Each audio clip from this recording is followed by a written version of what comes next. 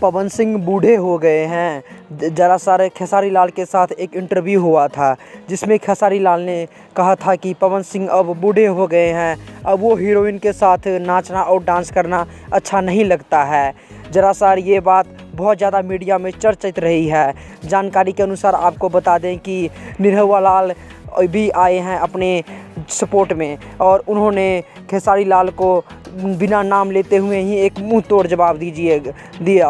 आप वीडियो को लास्ट शुरू होने से पहले आप अपना विचार ज़रूर बताइएगा कि सच में आपको लगता है कि पवन सिंह बूढ़े हो गए हैं। कमेंट बॉक्स में ज़रूर होके बताना है।